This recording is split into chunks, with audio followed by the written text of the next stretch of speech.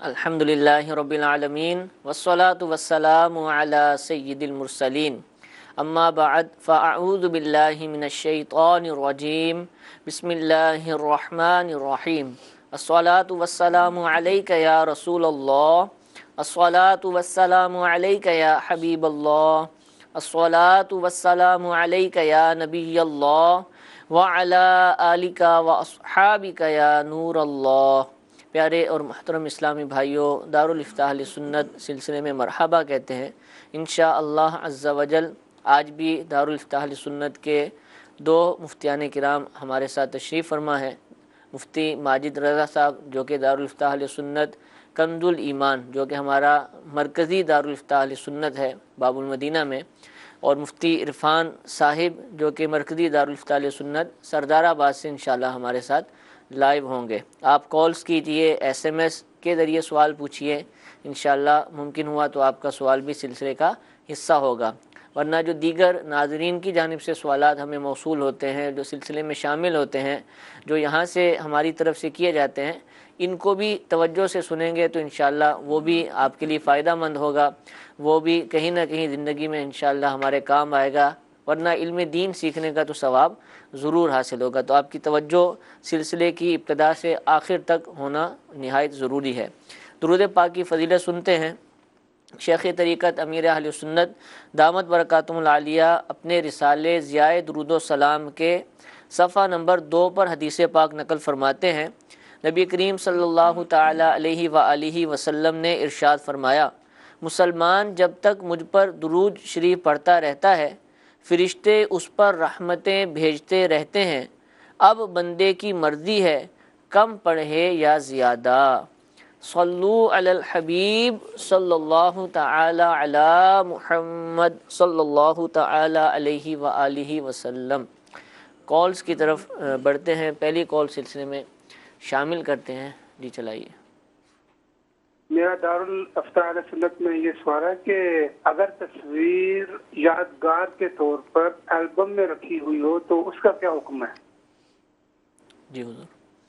الحمدللہ رب العالمین والصلاة والسلام علی سید الانبیاء والمرسلین، اما بعد فاعوذ باللہ من الشیطان الرجیم، بسم اللہ الرحمن الرحیم۔ دیکھیں، تصویر کی شرعی طور پر اجازت نہیں ہے،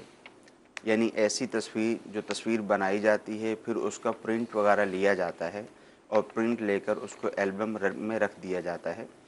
اس کی شرعی طور پر اجازت نہیں ہے۔ اب عمومی طور پر جب البم میں تصویر کو رکھا جاتا ہے، حالانکہ شرعی حکم یہ ہے کہ تصویر کھنچوانے کی بھی اجازت نہیں ہے، جو ہمارے ہاں جیسے تصاویر ہوتی ہیں عمومی طور پر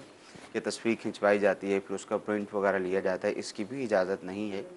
اور پھر تصویر کو رکھنا تعظیم کے ساتھ، اس کی بھی شرعی طور پر اجازت نہیں ہے، کیونکہ جو بت پرستی کی جو ابتدا ہوئی تھی وہ ابتدا یہی تھی کہ نیک لوگوں کی تصاویر کو، ان کے مجسموں کو اپنے پاس رکھا گیا اور آہستہ آہستہ ان کی تعظیم دلوں میں بستی گئی اور یوں بت پرستی کا آغاز ہوا، پھر اس کو معبود بنا لیا، اس کو معبود اصلاً بنا شروع لیا میں گیا، تعظیم کی خاطر رکھتے رہے اور انتہا یہاں تک پہنچی۔ انتہا یہاں تک ہوئی۔ ٹھیک۔ تو یہ جو صورت ہے بالخصوص، اس میں ایک صورت تو یہ ہے کہ عام لوگوں کی تصاویر ہیں ان کو اپنے پاس رکھا ہوا ہے البم میں محفوظ کر کے، اور ایک مقدس ہستیوں کی تصاویر بعض اوقات بنا لی جاتی ہیں، ان کو اپنے پاس محفوظ کر کے رکھ لیا جاتا ہے۔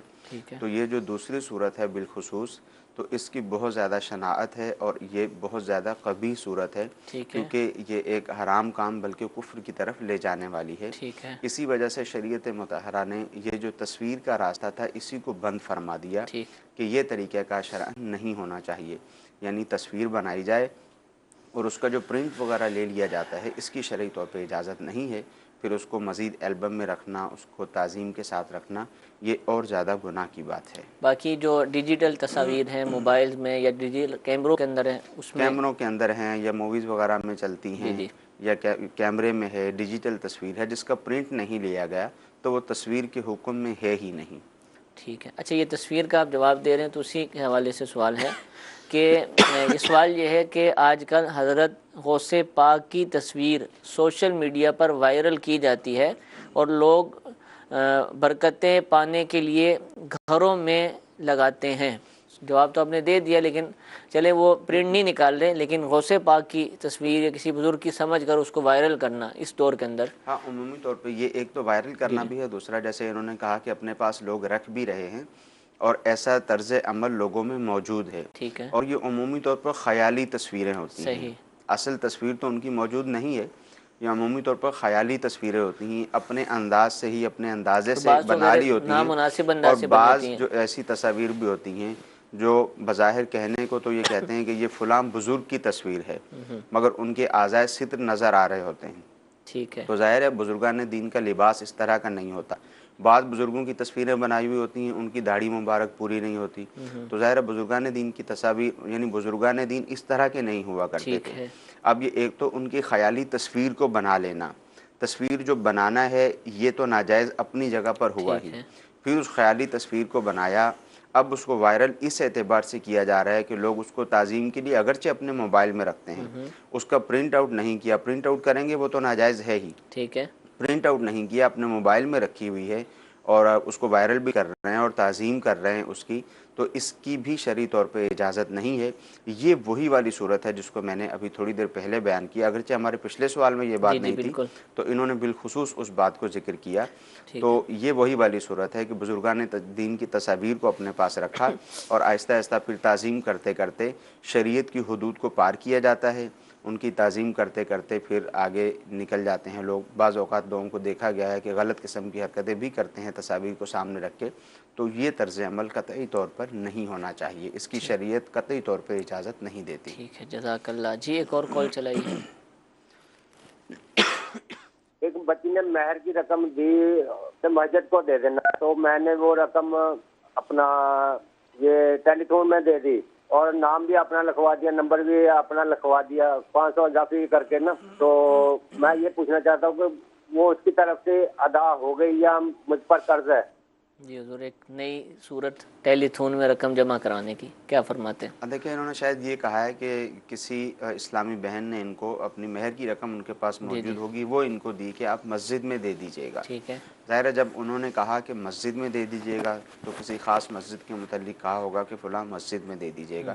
اب ان کے پاس وہ رقم آئی، وہ رقم انہوں نے ٹیلی تھون میں دے دی، حالانکہ ان کو وہ رقم ٹیلی تھون میں دینے کی قطعی طور پر اجازت نہیں تھی۔ ٹھیک ہے، باقی اس میں تو کوئی حرج نہیں ہے کہ اگر آپ کو کسی نے رقم دی کہ بھائی ٹیلی تھون میں دے دیجئے گا، وہاں اگر آپ نے دی، نام بھی اپنا لکھوا دیا، ٹیلی فون نمبر وغیرہ بھی اپنا دے دیا، اس میں تو کوئی حرج نہیں ہے۔ ٹھیک ہے، مگر جس نے رقم دی ہے اس نے ٹیلی تھون کے لیے نہیں دی تھی، ٹھیک ہے، اس نے کسی خاص مسجد کے لیے رقم دی تھی، اور ٹھیک ہے، ٹیلی تھون جو ہے وہ ہمارا مساجد کے لیے تو ہوا بھی نہیں تھا، ٹھیک ہے، تو ان پر اب یہ لازم ہے، انہوں نے یہ غلط طریقہ کار اختیار کیا ہے،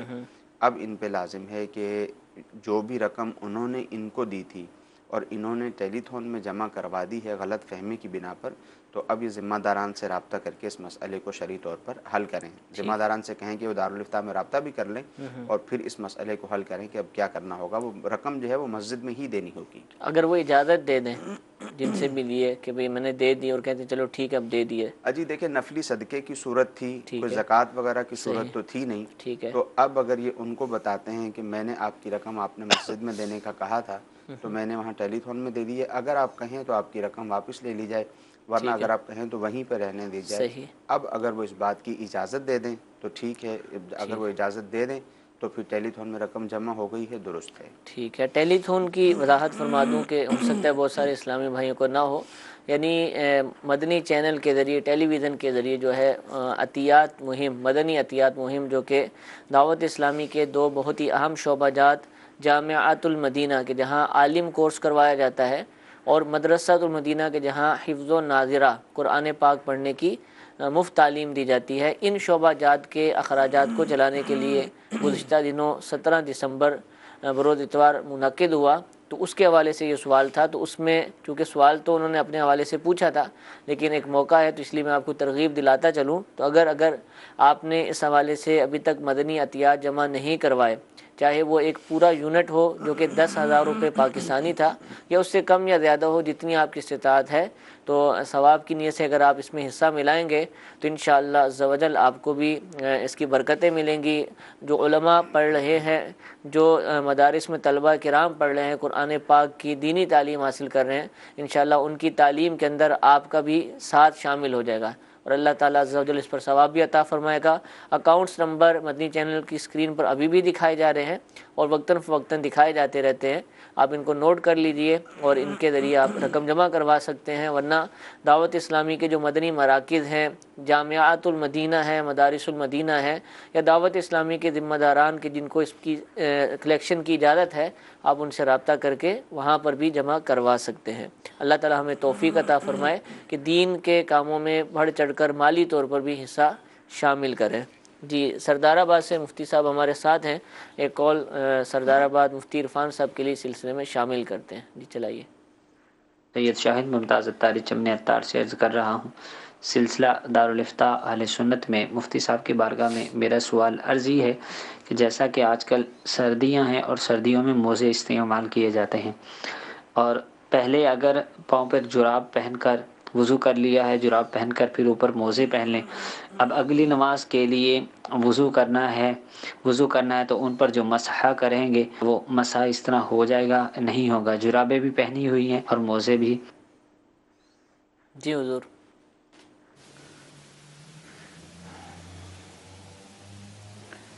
جی بسم اللہ الرحمن الرحیم۔ انہوں نے یہ پوچھا کہ وضو کیا، وضو کرنے کے بعد جرابیں پہن لی یعنی ساکس پہن لی ہے، اور ان کے اوپر انہوں نے موزے پہنے ہیں۔ اب ان کا وضو اگر ٹوٹ گیا ہے تو ایسی صورت کے اندر کیا یہ اس کے اوپر مسح کر سکتے ہیں یا ان کو مسح کرنے کی اجازت نہیں ہے؟ اصل میں لگتا ہے کہ ان کو یہ شبہ اس لیے ہوا کہ جرابوں پر مسح کرنا یہ جائز نہیں ہوتا، سوتی ہو یا اونی ہو یا کسی بھی قسم کی ہے، لیکن چمڑا وغیرہ اس کے اوپر نہیں ہے، نیچے تلے کے اوپر، نیچے تلے پر، اور اوپر سے دبیز نہیں ہے، تو اب ایسی صورت میں ممکن ہے، اس لیے ان کو وہم ہوا کہ جرابیں پہنی ہیں لہٰذا یہ مسح بھی جائز شاید نہ ہو۔ اس کے بارے میں فقہ اسلام نے یہ فرمایا کہ کسی شخص نے اگر وضو کرنے کے بعد ساکس پہنے اور پھر اس پر موزے پہن لیے، چمڑے کے موزے، تو ایسی صورت میں جب ان کا وضو ٹوٹ جائے گا اور یہ نیا وضو کرنا چاہیں گے تو ان موزوں کے اوپر کہ جن کے نیچے ساکس پہنے ہوئے ہیں، جرابیں پہنی ہوئی ہیں، ان پر بھی یہ مسح کر سکتے ہیں، اس میں کوئی حرج نہیں۔ ٹھیک ہے، حرج نہیں ہے، کر سکتے ہیں۔ موزے اور جراب ویسے تو نارملی ہم عام طور پر دونوں کو ہی بول رہے ہوتے ہیں، یعنی جو عام طور پر ساکس پہنتے ہیں تو کئی علاقوں میں انہی کو موزے بھی کہا جاتا ہے اور ان کو جراب۔ تھوڑی وضاحت فرما دیں کہ یہاں یہ دو لفظ الگ الگ معنی میں جو استعمال ہو رہے ہیں وہ وضاحت ہو جائے، اور مسئلہ بھی ارشاد فرما دیں کہ جو نئی مسئلہ جانتے ہیں ان کو بھی پتہ چل جائے۔ دیکھیں، جو عام طور پر جو ہم شوز وغیرہ جب پہنتے ہیں تو جرابیں استعمال کرتے ہیں، سوتی یا اونی جرابیں ہوتی ہیں، ان کے اوپر مسح کرنا جائز نہیں ہوتا۔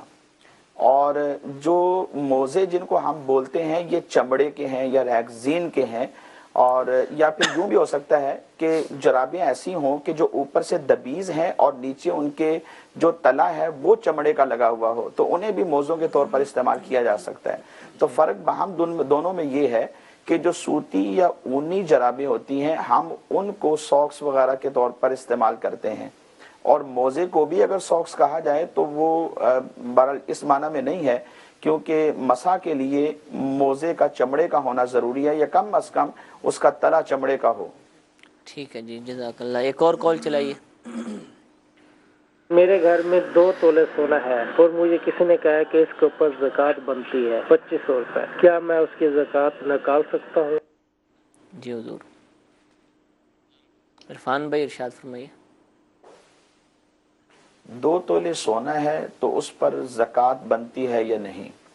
اس میں یہ دیکھ لیں کہ 2 تولے سونے کے علاوہ اگر ان کے پاس نہ تو پیسے ہیں، نہ چاندی ہے، اور نہ ہی مال تجارت، یعنی اس کے علاوہ اور کوئی بھی کسی بھی قسم کی نصاب یا اس کی کچھ نہ کچھ رقم موجود نہیں ہے،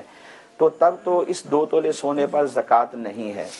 کیونکہ جب کسی کے پاس صرف سونا ہی ہو تو شریعت مطہرہ نے اس کا اصول ہمیں یہ دیا ہے کہ جس کے پاس 7.5 تولے سونا ہو اس پر زکوٰۃ ہوتی ہے، بشرطے کہ سال بھی اس پر گزر چکا ہو۔ اور اگر 2 تولے ہے، 3 تولے ہے، 4 تولے ہے، 5 تولے ہے، یعنی کہ 7.5 تولے سے کم ہے، تو پھر اس میں زکوٰۃ کا اصول یہ ہے کہ ساتھ میں کوئی اور بھی نصاب کی چیز موجود ہو، جیسے رقم اس کے پاس موجود ہو، یا چاندی موجود ہے، یا مال تجارت کچھ نہ کچھ پڑا ہوا ہے، اور دونوں کو جب مکس کر لیں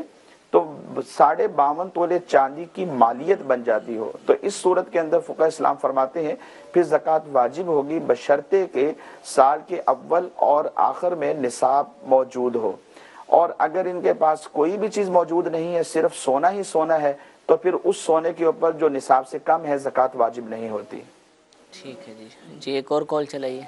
ہمارا ایک بزنس تھا، مطلب یہ ہے کہ میں نے کسی اور کے ساتھ پیسے انویسٹ کیے ہوئے تھے، ٹھیک ہے۔ اب وہ جو آگے والا بندہ تھا وہ یہاں سے بھاگ گیا، کہیں دوسرے ملک میں شفٹ ہو گیا۔ اب جن لوگوں نے پیسے لگائے ہوئے تھے، کیا ان کا قرض میں دوں گا یا وہ بندہ دے؟ جی حضور۔ اب دیکھیں یہاں تو صورت تو انہوں نے جو بیان کی ہے وہ کاروبار کی ہے، ٹھیک ہے۔ اب محسوس یہ ہو رہا ہے کہ جیسے انہوں نے کچھ لوگوں سے رقم دی تھی، ان کے بھی اس کے پاس انویسٹ موجود تھی، کچھ مزید لوگوں کو بھی انہوں نے تیار کیا اور ان سے بھی رقم لے کر انویسٹ کر دی اسی شخص کے پاس جس کے ساتھ یہ کاروبار کر رہے تھے۔ اگر تو دیکھیں یہ صورت ہے تو پھر تو یہ ایک انویسٹ کی صورت ہے۔ اب وہ شرکت کی صورت ہے، شرکت میں کس اعتبار سے نقصان ہوگا، کس اعتبار سے نقصان نہیں ہوگا، انہوں نے کہا کہ وہ پیسے لے کر ہی بھاگ گیا، ٹھیک ہے، تو اب اسی کی ذمہ داری ہے جس کے پاس انویسٹ موجود تھی، ٹھیک ہے، یہ اسی کی ذمہ داری ہے۔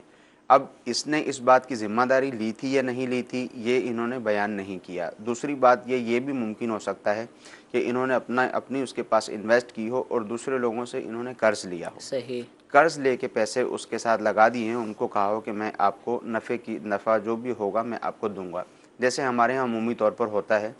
کہ لوگ 5 لاکھ 10 لاکھ روپے دے دیتے ہیں، چاہتے یہ ہیں کہ ہماری رقم اپنی جگہ پر محفوظ رہے اور ہمیں نفع بھی ملتا رہے۔ اگر یہ والی صورت تھی، اب سامنے والا شخص رقم لے کر بھاگ گیا ہے، بقیہ جو افراد تھے انہوں نے اس کو بطور قرض پیسے دیے تھے، اب اس پہ لازم ہوگا کہ یہ قرض ان کو واپس کرے۔ تو جو صورت ہو اس کو بیان کر دیا جائے، دارالفتہ اہل سنت میں یہ رابطہ کر لیں کہ کیا صورت تھی، کس طرح سے انہوں نے بقیہ افراد سے پیسے لے کر اس شخص کو دیے تھے جو رقم لے کر بھاگ گیا ہے، جس نے ان کو یوں نقصان پہنچایا ہے۔ ان کا جواب ابھی نہیں ہوا، ان کو رابطہ ہی کرنا ہے۔ جی، ان کو رابطہ ہی کرنا ہے۔ ٹھیک ہے، دارالفتہ اہل سنت کے نمبر اسکرین پر دکھائے جا رہے ہیں، آپ ان پر رابطہ کریں۔ فون نمبرز ہیں، دارالفتہ کی شاخیں جو ہے الحمدللہ مختلف شہروں میں موجود ہیں، آپ ان پر بھی آ کر بالمشافہ مل لیں گے تو انشاءاللہ اگر ممکن ہے تو آپ کو اچھے انداز سے اس کا جواب مل جائے گا۔ تو میسیج میں سوال یہ ہے کہ اگر شوہر بیوی کو اس کے گھر والوں سے بات چیت کرنے سے منع کرے تو کیا وہ شوہر کے کہنے پر بول چال بند کر سکتی ہے؟ دیکھیں اس کی تو شرعی طور پر شوہر کو اس کی اجازت نہیں ہے کہ شوہر جو ہے وہ بچوں کی والدہ کے اوپر یہ پابندی لگائے کہ وہ اپنے ماں باپ سے، بہن بھائیوں سے بات نہیں کر سکتی، بلکہ اس کو تو اجازت ہے کہ وہ ہفتے میں 1 مرتبہ اپنے والدین کے پاس جا بھی سکتی ہے، ان سے ملاقات بھی کر سکتی ہے۔ ہاں، رات نہیں ٹھہرے گی، اگر شوہر نے اجازت نہیں دی اس سے پہلے یہ واپس آئے گی، تو شرعی طور پر اس کی اجازت ہے۔ اصل میں ہوتا ہمارے ہاں یہ ہے کہ اس کا جو پس منظر عام طور پر ہوتا ہے وہ یہ ہوتا ہے کہ بعض اوقات تو یہ حقیقت پر مبنی ہوتا ہے کہ عورت اپنے گھر والوں سے جب بات کرتی ہے اور اپنے گھر کے حالات صحیح غلط جو بھی ہوتے ہیں اپنے گھر والوں سے بیان کرتی ہے، اس کے گھر والے اس کو شے دیتے ہیں کہ تمہیں اگر ہم نے تمہاری شادی کر دیا تو یہ تھوڑی ہے کہ اب تم ہماری بیٹی نہیں رہی، کوئی مسئلہ ہے، کوئی پرابلم ہے تو تم جو ہے وہ ہماری بیٹی نہیں ہو بلکہ تم ہمارا تم بیٹا ہو، مرد بن کے دکھاؤ۔ تو اب اس طرح کی جب گفتگو ہوتی ہے، جب اس کو اس کے گھر والوں کی طرف سے شے ملتی ہے، ہونا یہ چاہیے کہ اگر کوئی بھی پرابلم بچی کے ساتھ ہے تو ان کے گھر والوں کو چاہیے کہ صبر کی تلقین کریں۔ دیکھیں ایک تو ہوتا ہے بہت ہی زیادہ اوور کوئی مسئلہ ہو جاتا ہے، چاہے وہ شرعی حوالے سے ہو یا معاشرتی حوالے سے ہو، شوہر بہت زیادہ مار پیٹ کرتا ہے، وہ کھانے پینے کو نہیں دیتا ہے، وہ نشہ کرتا ہے، اس طرح کی عجیب و غریب قسم کی کوئی کیفیت پیدا ہو جاتی ہے، ہاں پھر شوہر عورت کے گھر والوں کو چاہیے کہ وہ ان سے بات کریں۔ مگر یہ ہوتا یہی ہے کہ اب اس نے کوئی بات چیت کی، شوہر کو بھی پتہ ہے کہ جب بھی اس کی بات چیت ہوتی ہے اور نتیجتاً گھر میں لڑائی جھگڑا فساد ہوتا ہے۔ ایک تو یہ ایکچول صورت ہوتی ہے، واقعی حقیقت میں ایسا ہوتا ہے، اور بعض اوقات ایسا بھی ہوتا ہے کہ شوہر یہ سمجھتا ہے کہ ایسا ہے، اب اس کی جو بچوں کی والدہ ہے اس کی طبیعت ہی ایسی ہے کہ اس نے چھوٹی چھوٹی بات پہ لڑنا ہی ہے، اب وہ یہ سمجھتا ہے کہ شاید یہ اپنے گھر والوں سے بات کرتی ہے، گھر والے بے شک اس کو سمجھاتے رہتے ہیں، یہ سمجھتا ہے نہیں یہ گھر والوں سے اس نے بات کی ہے آج، تو آج اس نے مجھ سے جھگڑا کیا ہے، تو اس لیے آج کے بعد اس پر پابندی ہے۔ تو یہ میاں بیوی دونوں کو ہی سوچنا چاہیے۔ ٹھیک ہے، دیکھیں ظاہر ہے عورت ہے، عاقل ہے، بالغ ہے، اب اپنے گھر والوں سے اگر بات کرتی ہے، گھر والوں کی طرف سے اس طرح کی کوئی بات ہوتی بھی ہے،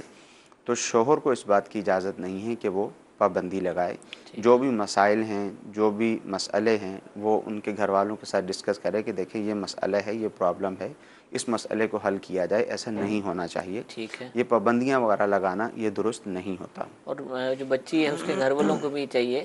کہ معاملات کو سلجھائیں نہ کہ الجھائیں۔ جی، ان کو سلجھانے کی کوشش کرنی ٹھیک ہے، چاہیے، اگر اس طرح کی کوئی کیفیت ہے بھی، اگر تو ان کی طرف سے ہی شے دی جاتی ہے تو اس کو بھی ختم ہونا ٹھیک چاہیے۔ ہے،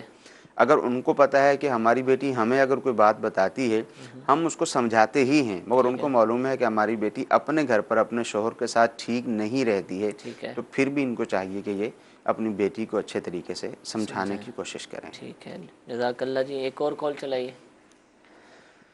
میں محمد انور بوڑھے سے بول رہا ہوں۔ میرا سوال یہ ہے جو لے پالک بچہ ہوتا ہے، اگر تو اس کے باپ کا متعلق پتہ ہو پھر تو ٹھیک ہے، اس کا نسب اس کے باپ کے نام سے لکھا جائے گا، پکارا جائے گا۔ اگر اس کے باپ کا نام ہی پتہ نہیں ہے تو اس کو بھی کس کے نام سے پکارا جائے گا؟ جی حضور، بعضوں کا پتہ ہی نہیں چلتا کہ کہاں سے آئے، مل جاتے ہیں کہیں سے، ان کا کیا کیا جائے گا؟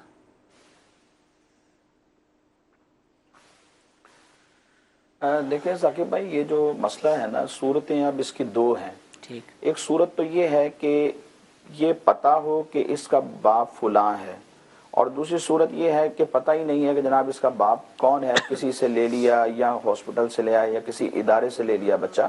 تو اب ایسی صورت میں معلومات نہیں ہوتی کہ اس کا باپ ہے کون۔ اب لے تو لیا ہے، اب پریشانی یہ ہے کہ باپ کے نام کے ساتھ کس کا نام لگایا جائے۔ دیکھیں واقعی پریشانی تو یہ ہے، لیکن فقہ اسلام اس بات کی اجازت نہیں دیتے کہ خواہ بچے کے باپ کا نام پتہ ہو یا نہ پتہ ہو، باہر صورت والد کی جگہ پر نام کسی دوسرے کا نہیں لکھا جا سکتا۔ بیٹے کو اس کے باپ کی ہی طرف منسوب کیا جائے گا، نہ پتہ ہو تو وہ خانہ خالی چھوڑ دیا جائے گا۔ اب ایسی صورت میں پھر ہم کیا کریں؟ جو اس کو لے کر پالے گا وہ شخص پھر اس کو کیسے آگے چلائے گا؟ تو کہا کہ ہر جگہ پر یہ سہولت موجود ہوتی ہے کہ ایک خانہ بلدیت کا ہوتا ہے اور دوسرا سرپرست کا ہوتا ہے۔ تو جو جگہ سرپرست کی ہے وہاں پر یہ اپنا نام لکھ سکتے ہیں۔ اب اس بچے کے لیے ایک سرپرست جو مقرر ہے وہ اپنی پہچان بطور سرپرست، ایز اے سرپرست اس بچے کو دے سکتا ہے، البتہ ولدیت کے طور پر اپنا نام نہیں لکھ سکتا۔ اور اس کی وجہ وہی ہے کہ احادیث کے اندر ممانعت کی گئی ہے، بلکہ نبی پاک صلی اللہ علیہ وسلم نے ارشاد فرمایا کہ جس بچے کو یا جس لڑکے کو اس کے باپ کے نام کے علاوہ پکارا گیا، اللہ تبارک و تعالیٰ اس پر جنت کو حرام قرار دے دیتا ہے۔ تو اس لیے ایسا کام نہیں کرنا چاہیے، سرپرست کی جگہ پر نام لکھوا دینا چاہیے۔ ٹھیک ہے جی، ایک اور کال چلائیے۔ یہ پوچھنا تھا مفتی صاحب کی بارگاہ میں کہ میرا نام اورنگزیب ہے، گھر والوں نے اورنگزیب نام رکھا ہے، میں نے حضور اکرم صلی اللہ تعالیٰ علیہ وسلم کی نسبت سے اپنا نام محمد اورنگزیب اتاری رکھ دیا ہے، کوئی شرعی خلاف نہیں؟ جی حضور،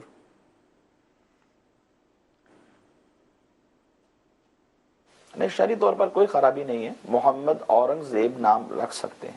ٹھیک ہے جی، ایک اور کال چلائیے گا۔ نام حاجی ہوتا ہے اور حضور صلی اللہ علیہ وسلم اتنے حج کیے، حاجی کیوں نہیں ہے؟ جی حضور علیہ السلام کے لیے حاجی کیوں نہیں بولا جاتا؟ یہاں تو غیر حاجی کو بھی حاجی کہہ دیا جاتا ہے بعض جگہوں پر۔ ہاں جی، یہ انہوں نے سوال کیا ہے جی جی، کہ حضور نبی کریم صلی اللہ تعالیٰ علیہ وآلہ وسلم نے بھی حج کیے تھے، جی جی، تو حضور علیہ السلام کے نام کے ساتھ حاجی کیوں نہیں آتا؟ جبکہ ہمارے ہاں جو معمول ہے لوگوں کا، وہ ایک مرتبہ بھی حج کر کے آ جائیں تو ان کے نام کے ساتھ حاجی عمومی طور پر لوگ لکھتے ہیں۔ اکثریت کی یہی حالت ہے، مگر بعض افراد ایسے بھی ہیں کہ وہ حج کرنے کے بعد اپنے نام کے ساتھ حاجی نہیں لکھتے۔ جی جی، پچھلے دنوں دارالفتہ اہل سنت میں ایک مسئلہ آیا بھائی مسئلہ معلوم کرنے کے لیے آئے تھے، ان کے والد صاحب کا وصال ہو گیا تھا وراثت کے حوالے سے، تو ایک بھائی نے نام لکھوایا حاجی فلاں، ٹھیک ہے، تو دوسرے بھائی نے کہا نہیں والد صاحب اپنی زندگی میں بھی نہیں لکھتے تھے، وہ منع کیا کرتے تھے کہ میرے نام کے ساتھ حاجی نہ لکھیں، ٹھیک، اگرچہ انہوں نے حج کیا ہوا تھا، صحیح، تو یہ ایک ریاکاری کا پہلو آ جاتا ہے یا آ سکتا ہے صحیح، کہ جب ایک شخص کو معلوم ہی نہیں ہے کہ اس نے حج کیا ہوا ہے یا نہیں کیا ہوا، اب خام خواہ میں آپ اپنے نام کے ساتھ لکھیں گے یا نام کے ساتھ سامنے والے کو کہیں گے کہ مجھے حاجی کہا جائے، تو شیطان جو ہے وہ ہمارے ذہن میں ریاکاری کی صورت ڈال سکتا ہے۔ ٹھیک ہے، جیسے وہ ایک واقعہ بھی مشہور ہے کہ ایک بزرگ کسی کے پاس گئے دعوت میں، تو اس نے اپنے خادم سے کہا کہ دوسری مرتبہ جب میں حج پر گیا تھا اس میں جب میں برتن لے کر آیا تھا ان برتنوں میں کھانا پیش کرو۔ تو وہ جو بزرگ تھے انہوں نے پھر اس سے فرمایا کہ تم نے اپنا 2 مرتبہ کا حج جو ہے وہ ضائع کیا، یعنی ایک وہ ریاکاری کی صورت ہی بظاہر تھی، صحیح، تو ایسا نہیں ہونا چاہیے۔ اس ٹھیک کے ہے، علاوہ اور بھی بہت سارے اس طرح کے واقعات ہیں جی جی، کہ ایک شخص جو ہے وہ سفر میں تھے، اس کو حاجی کہا، اس نے نام پوچھا، اس نے کہا حاجی فلاں، اس نے اس کا نام پوچھا، اس نے کہا نمازی فلاں، ٹھیک ہے، تو اس نے کہا یار یہ تو حاجی کا تو سنا ہے مگر نمازی کا تو کبھی نہیں سنا، تو اس نے کہا کہ حضرت آپ نے کتنی دفعہ حج کیا ہے؟ اس نے کہا پچھلے سال ہی حج کر کے آیا ہوں۔ تو کہا آپ نے 1 مرتبہ حج کیا ہے تو آپ تو حاجی ہو آپ گئے، حاجی ہو گئے، اور میں روزانہ 5 وقت کی نماز پڑھتا ہوں، تو کیا میں نمازی نہیں ہو سکتا؟ ٹھیک ہے، تو مقصد اس کو سمجھانا تھا کہ اگر آپ نے حج کیا ہے اچھی بات ہے، اللہ تعالیٰ نے آپ کو توفیق عطا فرمائی ہے، مگر اس طرح لوگوں کے سامنے اظہار نہیں کرنا چاہیے۔ ہاں جہاں پہ اگر کہیں ضرورت پیش آ جاتی ہے وہاں پہ آپ اظہار بھی کر سکتے ہیں، ٹھیک ہے، مگر جہاں ضرورت نہیں ہے وہاں اگر آپ اظہار کریں گے تو اپنے دل و دماغ کو سنبھالنا کہ وہ ریاکاری کی طرف نہ جائیں تو یہ بہت زیادہ مشکل ہو جاتی ہے۔ ٹھیک، شیطان چونکہ جو ہے وہ ہمارے اعمال کو ضائع کرنے کی کوشش میں لگا رہتا ہے، تو سمجھ یہ رہے ہوتے ہیں کہ نہیں بس میں نے تو ایسے ہی کہہ دیا ہے یا میں نے تو ایسے ہی لکھ دیا ہے، کوئی ریاکاری کا تعلق نہیں ہے، مگر شیطان ریاکاری کروا دیتا ہے، عمل ضائع ہو جاتا ہے اور ہمیں پتہ بھی نہیں چلتا۔ اللہ تعالیٰ میں محفوظ فرمائے۔ ریاکاری سے متعلق بھی الحمدللہ مکتبۃ المدینہ پر کتاب موجود ہے، امیر اہل سنت کے بے شمار اس حوالے سے الحمدللہ کلام موجود ہے، مدنی مذاکروں میں کئی مرتبہ آپ نے اس کے حوالے سے گفتگو فرمائی ہے، آپ اس کو دعوت اسلامی کے ویب سائٹ سے سرچ کر سکتے ہیں، اور مدنی مذاکروں میں وقتاً فوقتاً ان باطنی امراض سے متعلق الحمدللہ گفتگو ہوتی ہی رہتی ہے۔ تو جب جب مدنی مذاکرہ ہو، امیر اہل سنت مدنی چینل کی اسکرین پر جلوہ فرما ہو، تو آپ کو چاہیے کہ آپ اپنا وقت مقرر کریں اور اس کو دیکھیں، انشاءاللہ اپنے باطن کی بھی اصلاح پائیں گے اور ظاہر کی بھی انشاءاللہ اصلاح ہوگی۔ اللہ تعالیٰ ہمیں توفیق دے۔ ان دنوں میں بھی امیر اہل سنت دامت برکاتہم العالیہ مدنی مذاکرہ فرما رہے ہیں۔ ربیع الآخر، ربیع الغوث کا مہینہ جاری ہے، غوث پاک رضی اللہ تعالیٰ عنہ کے 11ویں کی نسبت سے الحمدللہ 11 تاریخ تک مدنی مذاکروں کا سلسلہ ہے۔ کثیر اسلامی بھائی ملک بھر سے بلکہ دنیا کے کئی ممالک سے اس وقت عالمی مدنی مرکز فیضان مدینہ میں موجود ہیں، اور روزانہ عشاء کی نماز کے بعد کم و بیش 8:30 بجے یہ سلسلہ شروع ہو جاتا ہے، تو آپ اس کو دیکھنے کی، اس میں شریک ہونے کی نیت فرمائیے، انشاءاللہ بہت زیادہ برکتیں حاصل ہوں گی۔ حضور ابھی جو سوال کا جواب آپ نے دیا تھا گھر والوں سے بات چیت نہ کرنے کے حوالے سے، انہی کا لگ رہا ہے کہ مزید انہوں نے پوچھا کہ اگر وہ چھپ کر بات کرے، شوہر نے تو منع کیا ہوا ہے، چھپ کر بات کرتی ہے تو کیا وہ گناہ گار ہوگی؟ دیکھیے گناہ گار تو نہیں ہوگی، یعنی گھر والوں سے بات کرتی ہے، جو اس کے گھر میں جو اس کے محارم وغیرہ ہیں، جیسے والد ہے، والدہ ہیں، بہن بھائیوں سے اگر وہ بات کرتی ہے تو اس میں تو شرعی طور پہ کوئی قباحت نہیں ہے، مگر جیسے میں نے آپ سے پہلے کہا کہ اس طرح کی جب کیفیت گھر میں پیدا ہوگی تو نتیجہ اس کا برا ہی نکلے ٹھیک گا۔ ہے، اب اگر یہ چھپ کر بات کرتی ہے، اب اگر شوہر کو پتہ چلے گا کہ میرے منع کرنے کے باوجود اس نے بات کی ہے تو پھر گھر خراب ہونے کا اندیشہ ہے، ٹھیک ہے، لڑائی جھگڑے کا اندیشہ ہے، اور لڑائی جھگڑے کا نتیجہ عمومی طور پر جو ہے وہ گھر کی بربادی پر جا کر ہی ختم ہوتا ہے۔ صحیح، تو یہ انداز اختیار نہیں کرنا چاہیے۔ اگر شوہر نے بات کرنے سے منع کیا ہے تو ہونا یہ چاہیے کہ جو لڑکی کے گھر والے ہیں وہ ان سے بات کر لیں شوہر سے کہ بھائی آپ نے کس وجہ سے منع کیا ہے، کوئی ٹھیک، مسئلہ ہے، کوئی پرابلم ہے ٹھیک ہے، تو وہ آپ ہم سے شیئر کریں، آپ ہمیں بتا دیں۔ ٹھیک ہے، اگر واقعتاً کوئی ایسی پرابلم ہو تو پھر لڑکی کے گھر والوں کو چاہیے کہ وہ لڑکی کو منع کر دیں کہ ٹھیک ہے آپ اس طرح سے بات نہ کیا کریں۔ ٹھیک ہے، مگر اگر یہ انداز اختیار کرے گی، اگرچہ ٹھیک ہے والدہ سے بات کرنا، والد سے بات کرنا کوئی گناہ کی بات نہیں ہے،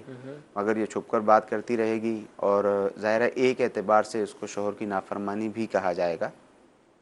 اور جب یہ بات سامنے آئے گی کہ ہاں میں نے منع کیا تھا اس کے باوجود اس نے بات کی ہے، تو آج کل علم کی کمی ہے، معلومات نہیں ہوتی ہیں،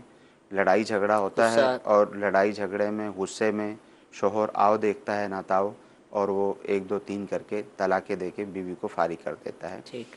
تو فقط اس بات کو نہیں دیکھنا کہ گناہ ہوگا یا نہیں ہوگا،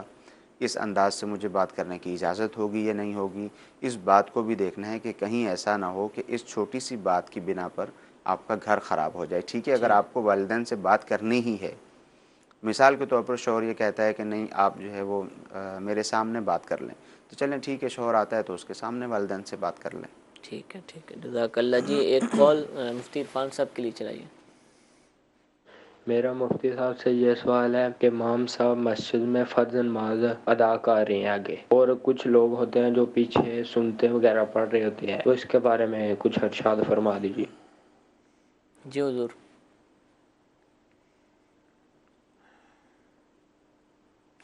دیکھیے، انہوں نے پوچھا کہ امام صاحب فرض نماز پڑھا رہے ہیں اور پیچھے کچھ لوگ ایسے ہیں جو سنتیں ادا کر رہے ہیں،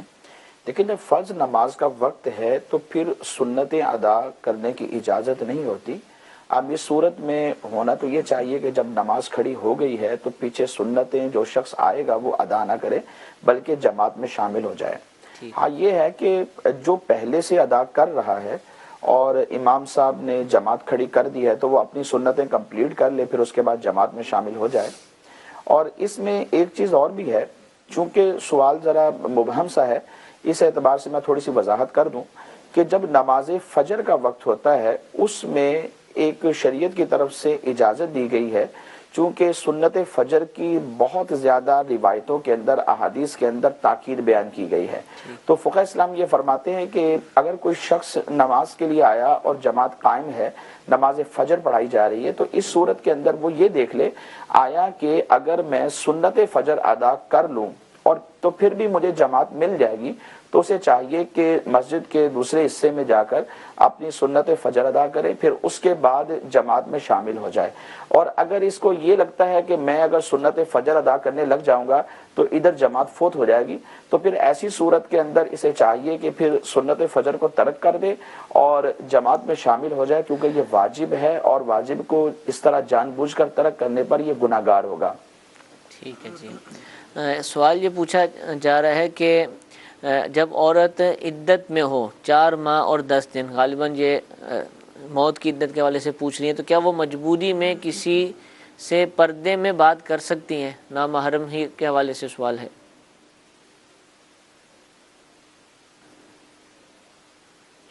دیکھیں، محارم سے بات کرنے میں تو کوئی حرج نہیں، البتہ جو نامحرم لوگ ہوتے ہیں ان سے ضرورتاً واقعی کو شرعی ضرورت سمجھ میں آ رہی ہے تو ایسی صورت کے اندر بات کرنے میں کوئی روک ٹوک نہیں ہوتی، پردے کے اندر رہ کر اور شریعت کے دائرے میں رہ کر یہ بات کریں اور بالکل اتنی بات کریں جتنی ضرورت ہے، بقدر ضرورت بات کرنے کے بعد خاموش ہو جائیں۔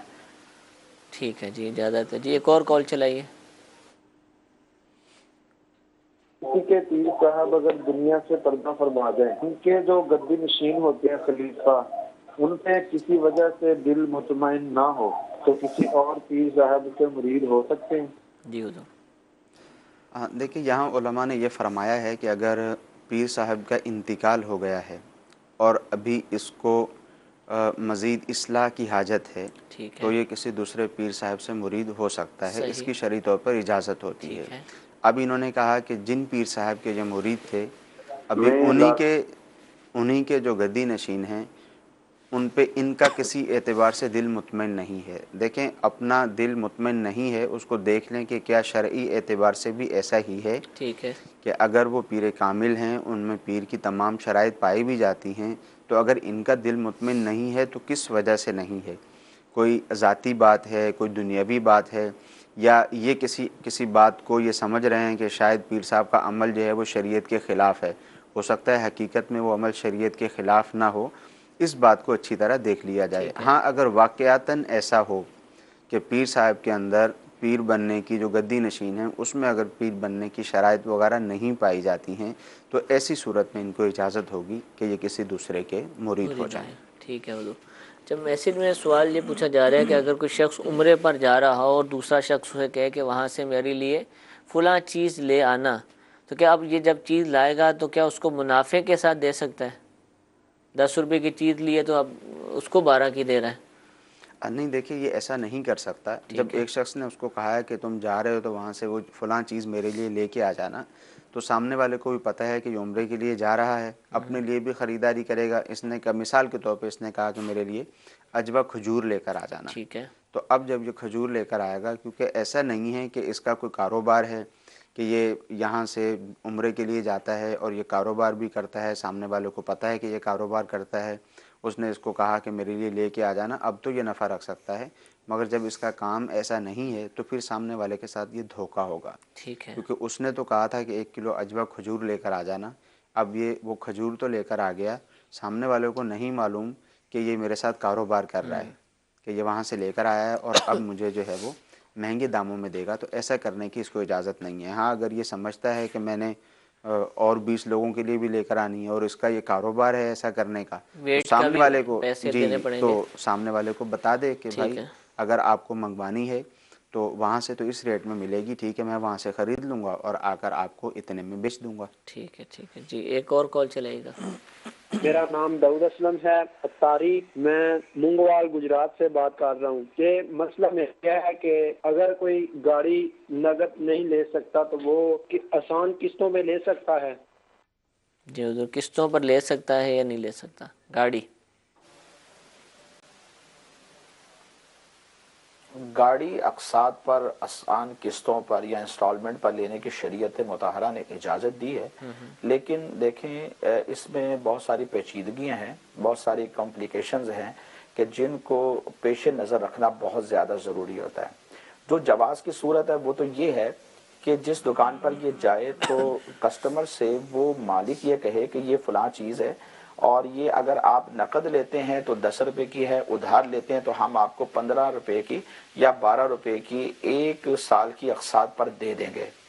وہ سامنے والا جو خریدنے والا شخص ہے وہ یہ کہتا ہے کہ میں نے آپ سے 15 روپے کے اندر 1 سال کی اقساط پر یہ چیز خریدی۔ اگر صرف اتنا ہے، جسٹ اتنا، تب تو اس میں کوئی حرج نہیں ہے، یہ چیز جائز ہے، سودا بھی درست ہو گیا۔ لیکن اگر اس کے اندر کوئی ایڈیشن کرتے ہیں، مثال کے طور پر یہ کہہ دیا جاتا ہے کہ بھئی اگر آپ نے کوئی قسط لیٹ کر دی تو ہم آپ کو جرمانہ لگائیں گے، یا جو متعینہ حد بیان کر دی گئی ہے 1 سال کی، 2 سال کی، اس سے اوپر اگر آپ لیٹ کریں گے تو پھر ہم آپ کو پینلٹی لگائیں گے، کچھ اور پیسے آپ سے وصول کریں گے، تو یہ جو چیزیں ہوتی ہیں یہ اس ایگریمنٹ کو ناجائز کر دیتی ہیں۔ تو لہٰذا اگر ان چیزوں کے بغیر ہے تو شرعاً اس میں کوئی حرج نہیں، لیکن اگر اس میں پھر یہ دیکھ لیا جائے، اگر ہم کسی بھی دکاندار سے یہ اگریمنٹ کرنا چاہیں تو اس کی پہلے شرائط پوچھیں، اور پوچھنے کے بعد دارالفتہ اہل سنت کے اندر وہ شرائط بیان کر دیں۔ اگر تو وہ یہ کہا جائے کہ بھائی اس کی تمام شرائط جائز ہیں تو ٹھیک ہے، پھر ان کے ساتھ اگریمنٹ کر لیں، اور اگر یہ بتایا جائے کہ بھائی ان کی شرائط میں فلاں فلاں کمی ہے اور یہ درست نہیں ہے تو پھر اس سے بچنے میں ہی عافیت ہے۔ اچھا حضور، عام طور پر جو گاڑیاں قسطوں پر ملتی ہیں بالخصوص پاکستان میں وہ بینک سے حاصل کی جاتی ہیں، دکاندار بہت کم قسطوں پر دیتے ہیں، تو بینکس کے حوالے سے آپ ارشاد فرما دیں کہ وہاں بھی یہی حکم ہوگا جو آپ نے بیان فرمایا یا تبدیلی ہے؟